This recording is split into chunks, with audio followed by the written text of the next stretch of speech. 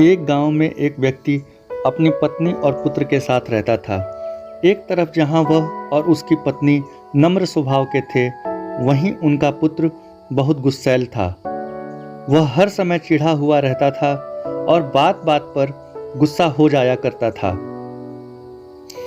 गुस्सैल स्वभाव के कारण उसकी किसी से नहीं बनती थी। आए दिन उसका आस पड़ोस के लोगों से झगड़ा होता रहता था। उसे कोई पसंद नहीं करता था। उसका कोई दोस्त नहीं था। माता पिता अपने पुत्र को लेकर चिंतित थे। वे चाहते थे कि उसके स्वभाव में परिवर्तन आ जाए, लेकिन लाख समझाने पर भी उसका गुस्सा जस का तस रहा। एक दिन गांव में एक सन्यासी का आना हुआ। वह विचित्र तरीकों से लोगों के जीवन में सकारात्मक परिवर्तन लाने के लिए लोकप्रिय थे। जब लड़के के माता पिता ने उनके बारे में सुना तो अपने पुत्र को लेकर उनके पास पहुँचे और बोले, बाबा, ये हमारा पुत्र है। समस्या यह है कि इसे गुस्सा बहुत आता है। गुस्से पर इसका कोई नियंत्रण नहीं है। ये हर किसी से लड़ पड़ता है। हमारे समझाने का भी इस पर कोई असर नहीं होता। आप कुछ ऐसा करें कि ये गुस्सा करना छोड़ दे। सन्यासी ने कहा, ऐसा करो, आप अपने पुत्र को आज दिन भर के लिए मेरे पास छोड़ जाओ। माता पिता ने वैसा ही किया। वे अपने पुत्र को सन्यासी के पास छोड़कर घर चले गए। सन्यासी ने लड़के से कहा, पुत्र, मैं तुम्हें एक काम देता हूँ, क्या तुम वह करोगे? लड़का भी अपने गुस्से से परेशान था और चाहता था कि उसकी यह आदत छूट जाए। वह बोला, यदि आपके दिए काम से मेरे गुस्सा करने की आदत छूट जाएगी तो जरूर करूँगा। सन्यासी उसकी बात सुन मुस्कुराए और बोले, मैं प्रयास कर रहा हूं पुत्र, तुम भी मेरा साथ दो। जाओ, चिकनी मिट्टी के 2 ढेर तैयार करो। लड़के ने वैसा ही किया। तब सन्यासी ने कहा, अब इस मिट्टी से 2 दिल तैयार करो। लड़के को यह काम कुछ अजीब लगा, लेकिन वह सन्यासी की बात मानकर मिट्टी से 2 दिल तैयार करने लगा। दिल बनाते समय कई बार उसके मन में झुंझलाहट आई। वह सोचने लगा कि मैं यहाँ अपनी गुस्सा करने की आदत छोड़ने आया हूँ और इस सन्यासी ने मुझे किस काम में लगा दिया है। इस तरह तो मेरा गुस्सा खत्म होने की जगह बढ़ जाएगा। लेकिन उसने किसी तरह काम करना जारी रखा और मिट्टी के 2 दिल तैयार कर लिए। वह उन 2 दिलों को लेकर सन्यासी के पास गया और बोला, बाबा, ये रहे मिट्टी के 2 दिल। मैंने आपका काम कर दिया है। अब जिस उद्देश्य के लिए मेरे माता पिता ने मुझे आपके पास भेजा है, उस पर आइए, उसके लिए कुछ कीजिए।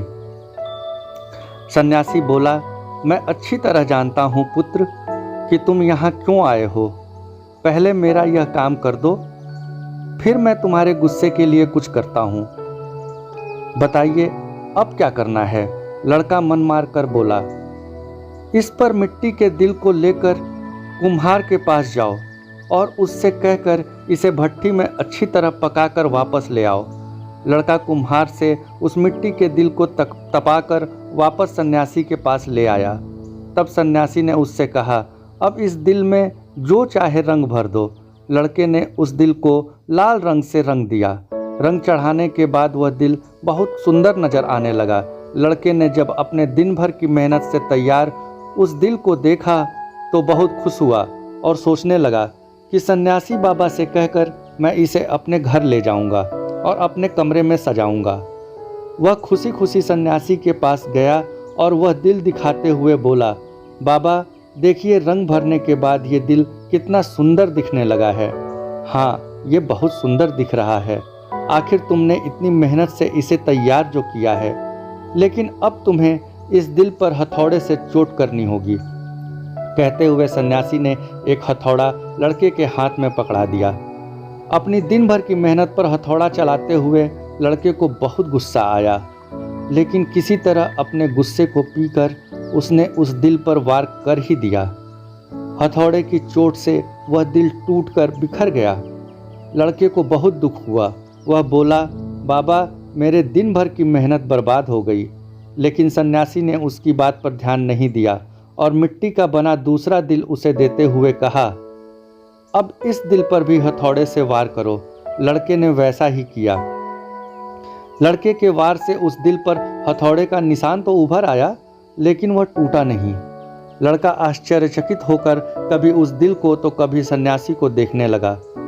वह सोचने लगा कि मेरे माता पिता मुझे किसके पास लेकर आ गए। ये सन्यासी बाबा तो मुझे पागल लगते हैं। वह बोला, मेरा पूरा दिन यहाँ बेकार के काम में चला गया। अब मैं यहाँ एक क्षण भी नहीं रुकने वाला। मैं जा रहा हूँ। ठहरो, सन्यासी ने उसे रोका। आज दिन भर तुमने जो काम किया उसका वास्तविक अर्थ तो समझते जाओ।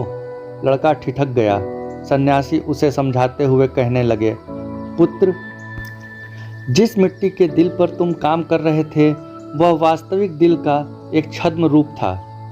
जैसे तुमने मिट्टी के दिल को आग की गर्मी में तपाया, वैसे ही अपने दिल को भी क्रोध की भट्ठी में तपाते हो।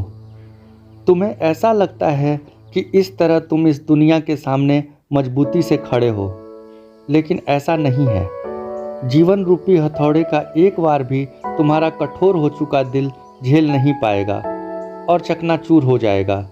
ऐसे में तुम संभल नहीं पाओगे। जीवन के दुख दर्द को सहन करने के लिए तुम्हें अपना दिल नरम बनाना होगा।